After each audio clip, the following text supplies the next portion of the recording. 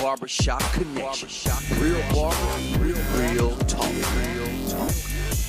The Barbershop Connection. Real barber, real talk. Hosted by Texas Barbecue. Barbershop Connection.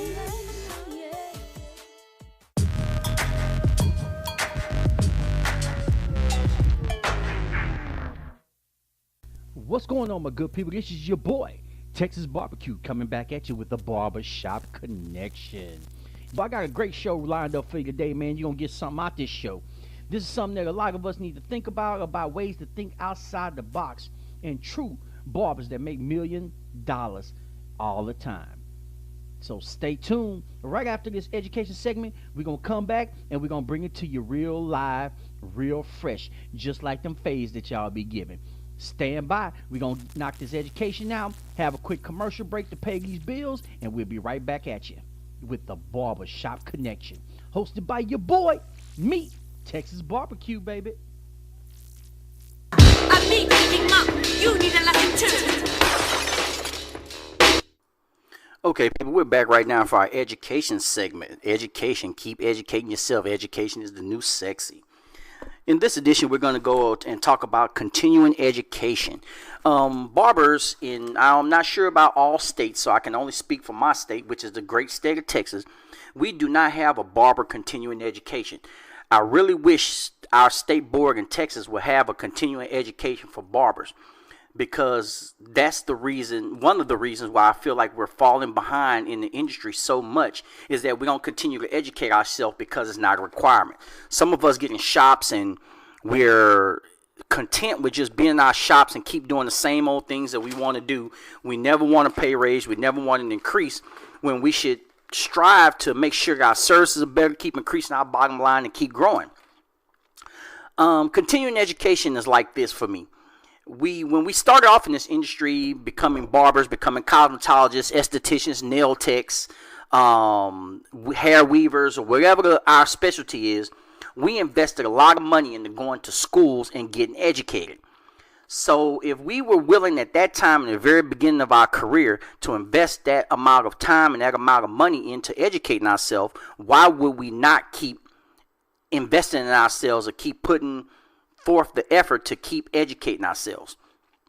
And I know nowadays we have different things like social media, we have YouTube, but don't go on YouTube trying to learn something new and think that you're getting 100% of the pie. You're not. You're only seeing actually a glimpse of what it takes to perform a certain service, perform a new technique. They can explain it, but I've seen videos that I've looked at myself, and there's certain little things that I want to see, or I want to ask the question, and I can't because it's a YouTube video, because it's something on Facebook, because it's something on IG, because it's something on Snapchat. It's okay. Those things are wonderful. I love that we have that technology and we have the ability to have that knowledge at our fingertips at any given moment, but we have to take it a little bit farther. We have to get proper instruction. A lot of those people that do these videos, they're not instructors, so they're not going to go across the board with all the different learning techniques that you need to get the whole concept of something.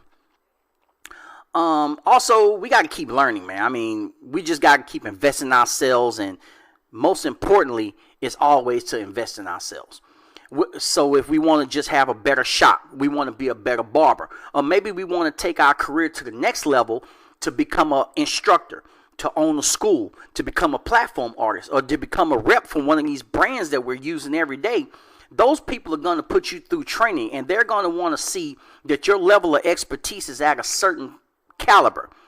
If you're not, and you're not continuing to educate yourself, you're never going to be able to work yourself up to that level, to be on the level that they want you on, to be able to represent their brands.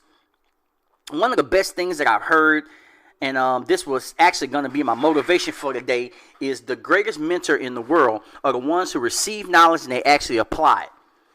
That's something that we have to do. Once we get knowledge, it's okay to have knowledge and know everything in the world, but you need to apply the knowledge that you know. If you're not applying it, it's sitting there and it's dead, and you're going to become stagnated. If it's someone in some class or goal that you want to take to continue to educate yourself, you need to read, study, watch, and learn from the people that already have that knowledge acquired, and they're going good with that knowledge. That's what you need to see with them. Take time to study these people. Take time to find out about their background. Take time to find out if they actually know completely what they're talking about. Sometimes a problem with YouTube and different things that I see is what someone show you that you can do in a video is not what you're allowed to do in your state. So now you're putting yourself at risk. I know in Texas we cannot cut into the skin, cut below the skin for any extractions.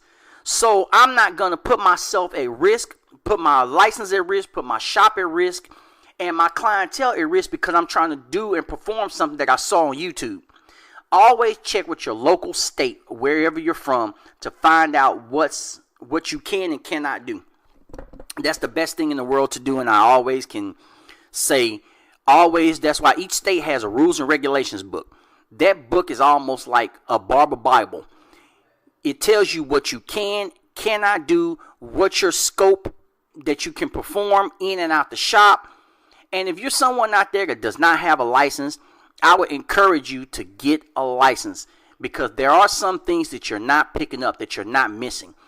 You're stagnating yourself. You're not giving yourself the ability to grow farther than what you're doing at this present moment. Hey, that's my tip for the day, man. Continue educating yourself. Keep up on your education.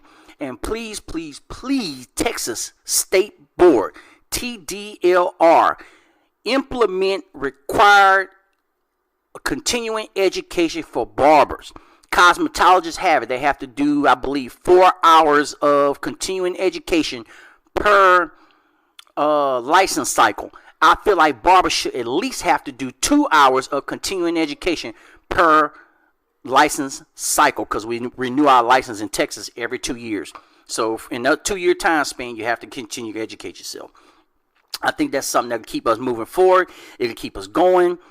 And I just want to see it happen, man. So I'm really hoping that this works, and I'm going to work to get myself with more of a voice on the Texas Barber Board so that I can hopefully see some of these things that I feel like are needed and are really a requirement that we really need to keep the thing moving forward. So take care. Appreciate you. Continuing education. Keep learning, keep striving. All right.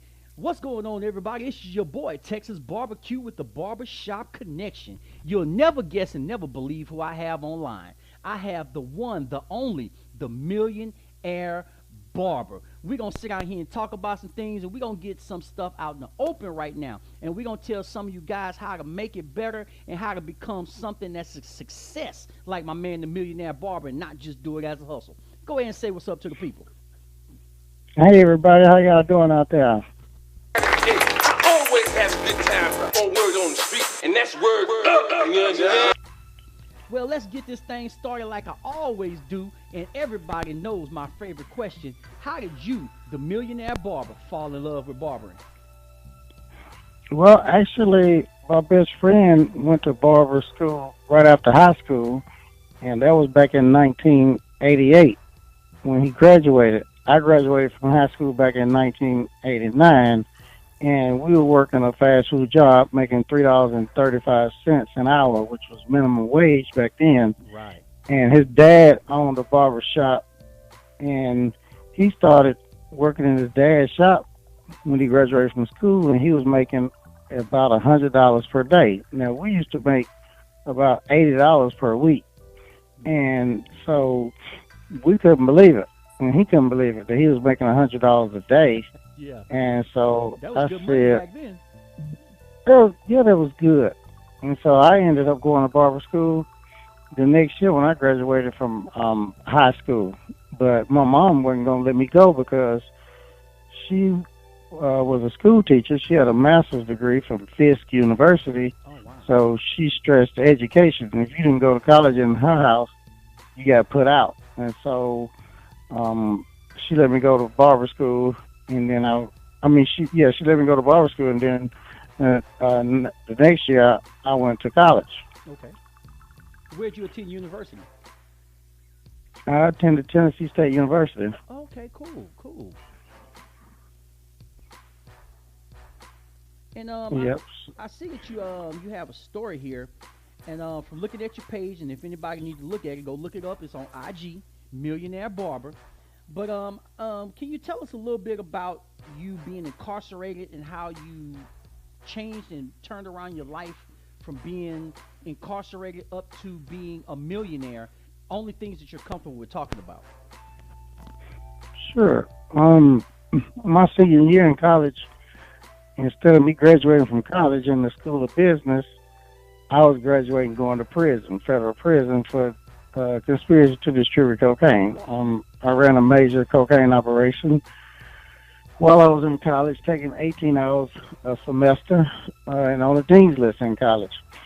And I ended up getting in trouble. Some friends got in trouble.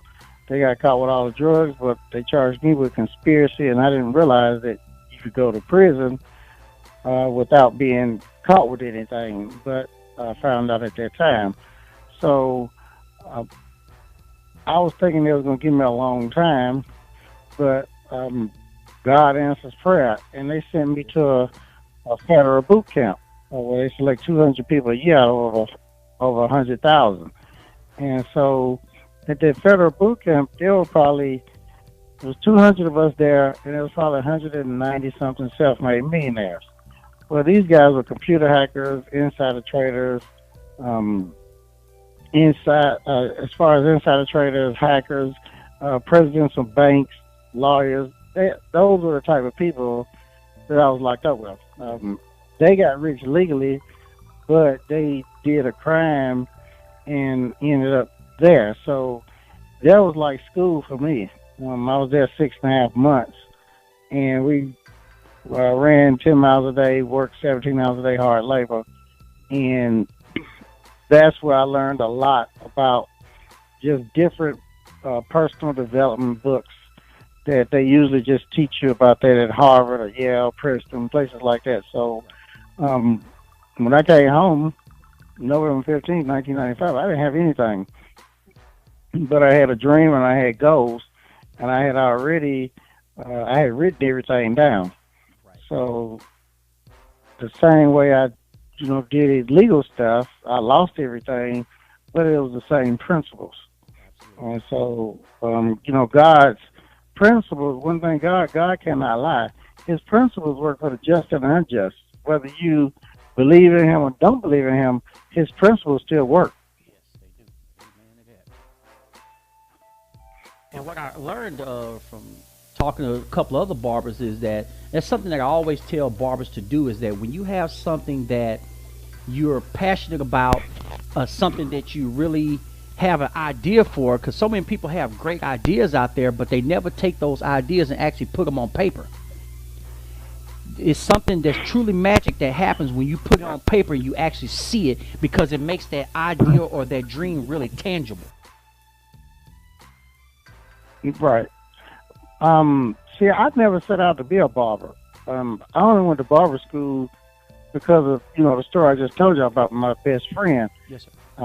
And then I went on to college because with my mom being an educator, she looked down on barbering as you being a failure. You're not going to be no barber. You're going to be getting an education, because old school, parents, they tell you go to college, get a good job, and all that type of stuff. So I never set out to be a barber, and honestly, I didn't want to be a barber. That was not, I didn't set out to do that. It was not even instilled in me as a child. It was instilled you going to college, majoring business or whatever. So I didn't really, I never wanted to be a barber, and I never looked at myself as a barber.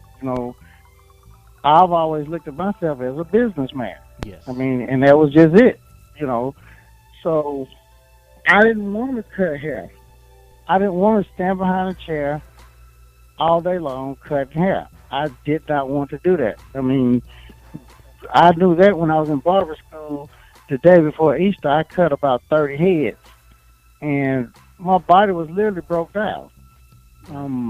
So I never set out to become this great barber, to stand behind a chair, not degrading a barber or whatever, because I love the trade, but that was just my mindset. My mindset was, how can I make the most money in barbering without physically trading time for dollars. Right, there it is. Okay, Yes. so and then I wrote books and stuff, and then my Instagram name was not Millionaire Barber. My Instagram name was my first and last name, and my biological dad is Nigerian. He's Igbo, and my mom is American. Okay. So my Instagram and social media name used to be Uchendiwane. Nobody can spell that or say that. And Lee Resnick, my friend, he owns Barbershop Connect, probably the largest network of barbers on Instagram. And he said, you know what, your name is Millionaire Barber. And that's how I got the name Millionaire Barber. And then it was a catchy name, but he named me that only because, you know, I own schools and I had made more money than the average barber because when I owned the schools, of course, you know, my tuition was $19,500. So I did make quite a bit of money. You know, I had a school for 19 years, and I did right at $17 million. All of that was not profit, but that's what I grossed. But a lot of that was profit. So that's why he made me that. Oh wow, that's very, very interesting. I have seen him, so shouts out to Barber Connect. I follow them. I follow his pages and everything, and I look at his live feeds on IG, and I really love him. I find a lot of value in him. Now, Yeah. now, when you were getting ready to start all of this, and you were thinking about doing it, did you actually come up with this idea while you were still incarcerated, or did you come up with this idea after you had transitioned away from that type of life? Actually, I came up with the idea of owning a school. When I was 17 years old, I went to barber school. There was an old black man, Mr. Oham, Jim Oham, and this man would walk around the school dressed nice with a pocket full of money. We cut all the hair, and we didn't get paid. The school only got paid. Plus, we paid him to go to school. Plus, we bought kids from him, books. Plus, he had vending machines. So it was like he was making money hand over fist. It was almost like modern day slavery. You're doing all this work and you don't get paid. He gets paid. So I had already had in my brain that when I get old and ready to retire, I'm gonna get me a school. So when I got in trouble and everything, you know, I was thinking, okay, who makes the most money in the barber world, in the barber industry? And when I just sat back and looked at who made the most money, it was a school owner. Yes. And so I figured if I'm going to spend my time and be in this industry, let me do what's going to make the most money. Because it wasn't like I was so passionate about, you know, being a barber, but I like the idea that, okay, I can make a lot of money, but I can impact and help a lot of people change their lives too. Because I didn't look at it just as me teaching somebody how to cut hair. I looked at it as me transforming someone's life, mentally, spiritually, emotionally. I mean, they were reading Think and Grow Rich, Rich Dad, Poor Dad. I had them on like a college curriculum. So they became better people. Right, absolutely. I totally agree with that. Now, in doing all of this, I'm quite sure that you had people that said, oh, you know, this will never work, and you did this in life, or you did that in life that wasn't so good. So how did you find yourself being able to deal with the naysayers and different people that were bringing in the negativity? Well, that was my motivation. You know, I lost everything. My girlfriend left me. I lost all my money. I had no driver's license. I had bad credit. I mean, I had literally nothing when I came home. Lived at a federal halfway house for over a year, slept on a cot, rode the city bus, took sack lunches to work. I mean, so it couldn't have gotten no worse. I was already at the bottom, and I never listened to what people told me because I've always been, I would say, an eagle, a leader. You know, I didn't do anything I ever did in life, I did because I wanted to. Yes. I didn't do it because I followed people. You know, years ago, African-American people didn't get tattoos. Right. You know, the only people who wore tattoos were motorcycle gang Caucasians. Well, years ago, black people didn't have earrings in their ear. So I never did what the masses did. To this day, I don't even have an earring, a piercing ever. I don't even have not one tattoo because I never followed people. Yes. So I've always done what I wanted to do, whether it was right or wrong. I was never what I call a duck. You know, I've always been an eagle. So to lead the pack. So people said I was crazy. It wasn't gonna work. You know, I'm 26 years old, 2 years out of prison, and I'm going to open the school up. But, I mean, they say he's crazy. You know, you can't do that. You know, but it doesn't matter what people say. It's about what God says, and you got to dream big. Like TDJ said, dream like a fool. I mean, the Scarface, one of my favorite old movies, he said, think big. Expand your whole operation. So I've always thought big. Even when I did wrong, I thought big. Right. I understand. That's so true. And I read something one time that said, even no matter how big your dreams are, God already equips you to reach those dreams. We just have to be the ones to find the potential in ourselves and make it happen to create that dream and turn that dream into a reality. And I solely believe in that. Now I want to ask about your man unit, man weave classes that you have online, and anybody can go on it. You can log on, make you an account. You can watch all the videos, and you have a young lady that's I believe out of Alabama. She's really good with those. He has hands-on classes where he actually taking you step by step and explaining everything that goes into the man units. Now, how did you come up with that, and how's that going for you? Actually, one of my barbers, Nashville's best female barber, she went to Chicago and went to California to learn the man weave unit. This was in maybe 2018, the beginning, or the end of 17, something like that. And she was complaining because she said the instructor would not let her record. And when she came back, she couldn't remember everything. And she only learned one type of unit. They only taught her one type of unit, and she couldn't record it. So she said there were about 30 people in there, and they were upset because they couldn't remember everything. Now, she was a female, so I knew the men couldn't because our, significant other could send us to the grocery store to get 3 things, and we would come back with 2 because we don't forgot, right, the other thing. So how can they sit in the class for 6 hours and remember all of that? So she was saying that something needs to be done about this. Well, I'd already took up digital marketing and learned how to master the internet with marketing, build funnels, build online systems, all that type of stuff. I learned that in 2013. And so I got to thinking about it, and I said, well, what about if I have an online course and barbers anywhere in the world, they can just pay that money and they can watch how to do these units and learn everything and get unlimited access. And she said, yeah, Chip, that would be great. And I said, well, how many barbers thinking like you got this same problem? She said, I'm telling you, there's a bunch of them. So I only had 2 customers the past 20 years, and then one died. So now I only got 1 customer. Most barbers got all these customers. Well, from 1998 up to 2018, I've only had 2 customers. So I haven't been in the shop cutting or anything.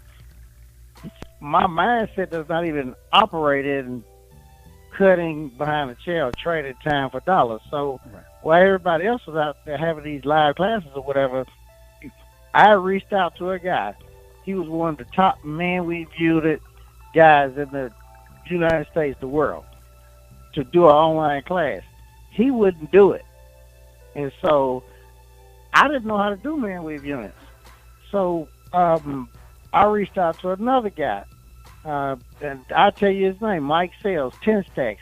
He did it. He came up to my house. We had a class at my house. We had about 30 people there, down in my basement. I recorded it. Then Miracle Barbie MD, she did a lot of the units on me, and I would record it, and she would sell her units, her hair pieces, and I would sell the courses. to this day, I've never done a unit. Okay? Right. People, I built the bandwidth unit page, marketed, did all that. They always asking, can you do my unit or teach a class? I've never done a unit. Now, to this day, I've sold, we got probably about 600 or 700 members that paid an average of $497 to $1,000. So basically, imagine this. I'm marketed on Instagram, Facebook, and all that. They see the videos before and after. They go online, they click a link, they pull out their credit card or PayPal, they pay their money goes in my bank account, and the computer then automatically sends them an email. In that email, there's a link that they click on, and they create their own password. Now they have unlimited access to the bandwidth unit. So I bought the name, the domain, set that whole automated system up. ARN, ARRN. That's like the ultimate business model. A for automated sales, R for reproducible product. The second R is for recurring income, and N is for no accounts receivable. So while everybody's running around here having these live classes, okay, that's great. But I'm asleep, and a barber in Russia or wherever is taking the man with unit class, and I'm not trading time for dollars. Wow. Now, see, people, that is free game. So if you need to, you better rewind that, listen to it again, because he just dropped some free game on you that you are not going to get at trade shows. You're not going to get at these classes, and I probably can almost 99% bet that you're not going to get it at any of these man unit classes, because they're not going to tell you, but you just got free game. That's what's up. What did you find as the most difficult challenge for dealing with the man weave units? Dealing with just the online classes in general? Well, first, everybody said it wasn't going to work, and a barber wasn't going to do that. But I've been doing online stuff since 2013. Wow. You know, first we had the VHS tape. I sold VHS clipper cutting tapes back in 1998 at Bonner Brothers. I was the only barber at Bonner Brothers, me and 10 Stacks, Mike Sales. Then disruption came. They had the DVD, so we had to switch from VHS to DVD. Then disruption came again. We switched from DVD to the USB drive. Well, disruption came again, online digital courses. Most of the barbers, they got stuck and got lost when it went from the DVD time to go to the next phase. No one created digital online platforms for their classes or even taking their gifts and talents. I mean, there's barbers out there that are great at what they do. Well, imagine if they recorded it. And the thing about it, my digital online class, I took a $100 ring light from Amazon, a free iPhone, and a $50 iRig mic that I bought from Amazon, and that's how I created the online course. Now, once I recorded it, I know how to do digital marketing and build digital systems and platforms because I had, invested in myself. That's another thing. A lot of barbers or people in our industry are too cheap to invest in ourselves. We're investing in some clippers or go invest in another class, which is great, but when have you invested in marketing or whatever? There are barbers that are not even that good, but they have invested in themselves to learn Instagram. I didn't know anything about Instagram. I spent thousands of dollars to learn how to work Instagram and master that. I even created an Instagram digital course where barbers now, even entrepreneurs, purchase it just to learn how to do that, because information is the key.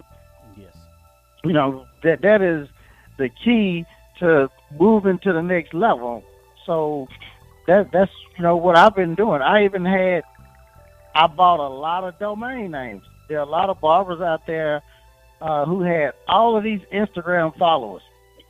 I bought their Instagram name, their domain name, such and such.com. I'm not going to call them out. Right. But I bought about 200 of them. Okay?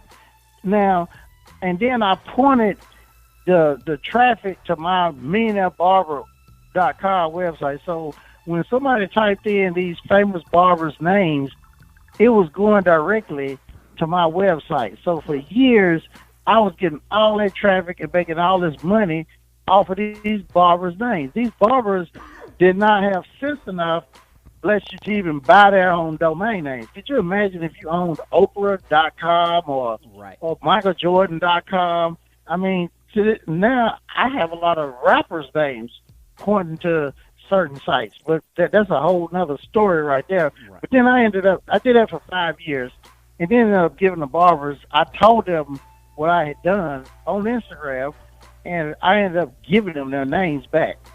Wow. And that's I took a class one time about YouTube because I was interested in getting into YouTube at that time, but then I found out how saturated YouTube really was, so I just kind of backed away from it for a little while until I seen, a slight change in it. But that was one of the things they said, whatever you do, like if you're a football player and you're trying to get kids to go to your football course, you find out all the top NFL players and you hashtag their name. So every time that someone search whatever particular football player, search your area, your page will pop up saying that I give kids training in football. And that's a marketing technique that I learned in that class to use to get more traffic to flow to the sites that I want, but you have to be real strategic about it. Who are the top 10 hottest people that's out there right now that's getting killer traffic? You want to make sure you hashtag those people, or at least have their hashtag somewhere in your description. So if anybody hashtag that on IG, Facebook, YouTube, yours will pop up too somewhere, and that's going to direct traffic to you, much like you're talking about. And that's an excellent marketing technique that a lot of barbers don't know or don't have just the training or common sense to go ahead and use. Okay, and I use YouTube, where if somebody was looking at another barber's YouTube page who was doing a man weave tutorial, of course they weren't going to show you the secret, but just showing you the highlight. I had it where my video would pop up first on their page. Wow. So now they could see my free, I had like a little free bait, we call it bait in the internet world, to drive them to my page and then take them through the funnel, through the experience, and then they join the class. Even if they didn't join, I got their name and email, so they get emails every few days, and then a lot of them would join. Oh wow, that's very, very interesting. Now, with the type of success that you had with this, and how I want to put this, you've had success in the barber world for a amount of time, and it sounds like to me you've been a very big innovator. How do you go about keeping yourself humble in this type of industry, even when you achieve success? Because I've seen barbers out there now, and I mean, some of them they walk around like rock stars. They'll come to a Bronner hair show and have bodyguards. And it's like, why do you need bodyguards? You're a barber. You do the same thing I do, but your marketing was better. Your technique of reaching people was a lot better. You were more approachable at some point, and you drove people to you. So how is that where you're able to stay humble as you are when you have that type of success? Well, I've been to the bottom. I could have for $3 cents an hour, sodas and snacks. And I was just brought up that way. I was brought up in the hood, with nothing, with powdered eggs, the big block of government cheese, the powdered milk. So you should never forget where you come from. And absolutely, once God has blessed you, you got to be a blessing to somebody else. And, I look at a lot of those barbers, and I'm thinking, you're no better than the next person. You should just be reaching back and be touchable to everyone else. I mean, why would they try to be rock stars? I mean, I don't know a barber who grossed $17 million in 19 years. I don't even know a barber who's done $2 million in 1 year. Right. I mean, I can't name one out there. So, and they have a lot. You got to be humble. A lot of people are posting these things saying, "Oh, well, I make this much money," and they're inflating these numbers. But the reality of it is, they're actually not. Even if they are grossing that much, that's not their net, because they have a lot of overhead for certain things that they do to keep themselves on that track. And that's a lot of things that they're not telling some of these newer barbers that definitely needs to be put out there so the newer guys will understand what's going on and how you really get yourself up to making that $1 million. Because as you just said, Well, there's not a lot of them out there. No, I don't know one barber who's made $1 million in a year, and I don't know a barber on the planet who's made $1 million working behind a chair. I don't even know if it's possible to make $1 million in a year working behind a chair. It's just not enough hours, and the human body couldn't even withstand it. So you gotta have maybe a chain of shops or whatever. But since this internet world is out, and like digital courses, well, my course, I have courses, some are $5,000. Right. I got some that's $500. You know, a $5,000 course, I only have to sell 200 of them to make $1 million. My Man Weave unit course, that's anywhere from 500 to 1,000. 1,000 people give me $1,000. That's $1 million. But the beauty of this is, I don't have to do any work. Once I set up the system one time, I don't have to work. And the overhead is nothing but an internet connection and a computer, if that makes sense. Right.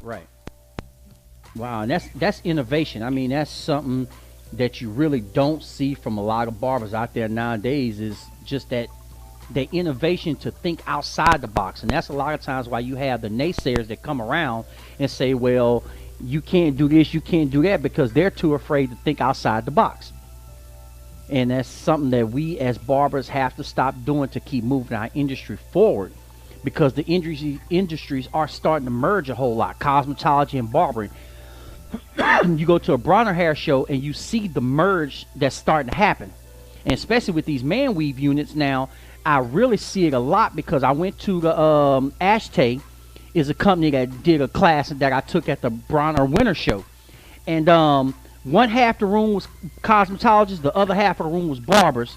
And the cosmetologists outnumbered us probably 2 to 1, because they're learning that, and they already have a clear understanding of how quick weaves work and, you know, different things that women have been doing for years to their hair. So a lot of them picking it up, and now they're pulling some of the men out the shops because they're able to provide this service, because barbers won't invest in themselves and go out and take these courses and actually learn a new trade or learn a new skill to actually add to their bottom line. And that's the thing that we definitely have to stop doing in the barber industry. You're exactly right. And see, I stopped wearing, when I got 500 members, I took my man weave out. Yeah. Although my hair would not grow on top. But then, 18, maybe a few months ago, a company flew me to look at an opportunity. And I was not going to join, but they flew me there. They saw my Man Weave unit page. They said, we got an opportunity for you. So I go to the meeting, and I walk into the facility. There's 200 people there.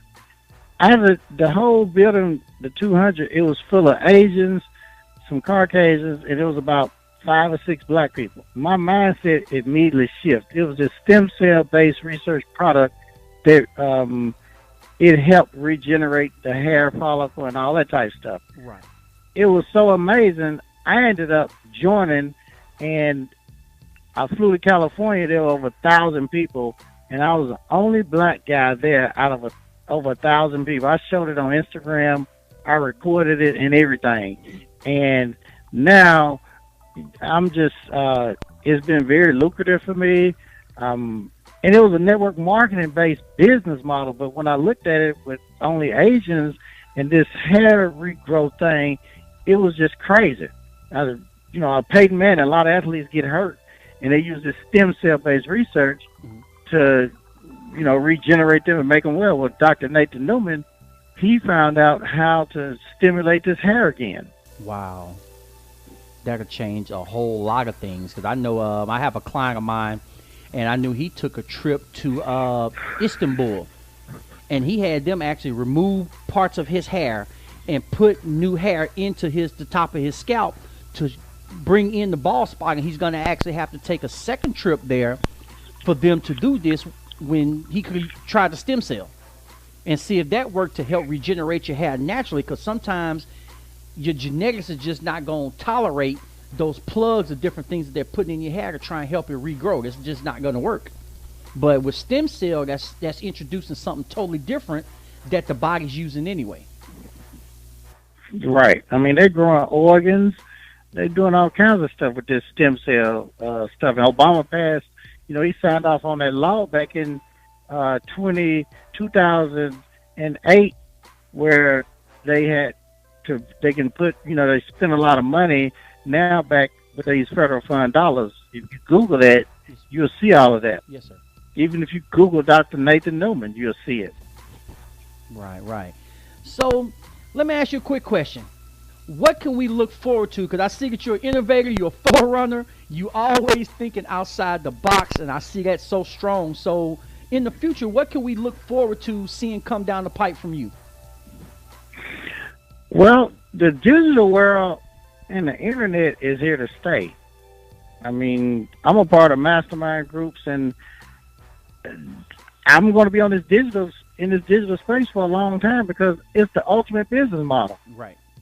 Automated sale, recurring income, reproducible product, no accounts receivable. You just make money while you sleep. You can't beat it. So that's the space I'm going to be in. Ain't nothing wrong with that, and I understand, brother, and I'm going to keep paying attention to you and making sure that I don't stay too far behind and keep following the model that you're setting out there for us. And I want to lastly, man, I want to thank you for being a part of this podcast. This was an interview I look extremely forward to doing.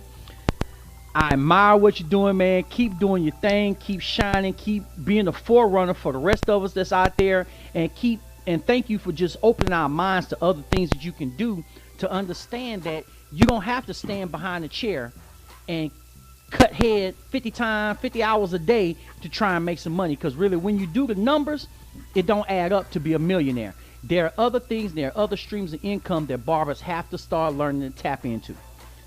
So thanks a lot, man, and give everybody your social media, your YouTube, or any of that, so if they want to find you, they can look you up, they can get to know who you are, and make sure that you like and follow every page that he has so you can get some of this valuable information that he's giving you out right now for free. My main page is Millionaire Barber on all social media links and millionairebarber.com. My second handle is manweaveunit.com and manweaveunit on all social media handles. And I thank you for having me on your show. I mean, I sure appreciate it, brother. God bless you, man. Keep doing what you're doing.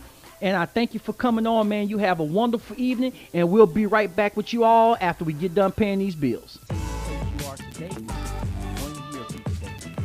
Once again, this is the Barbershop Connection. This is your boy, Texas Barbecue, signing out, and I'll see you next time. Take care. God bless. Barbershop Connection. Real barbers with real talk.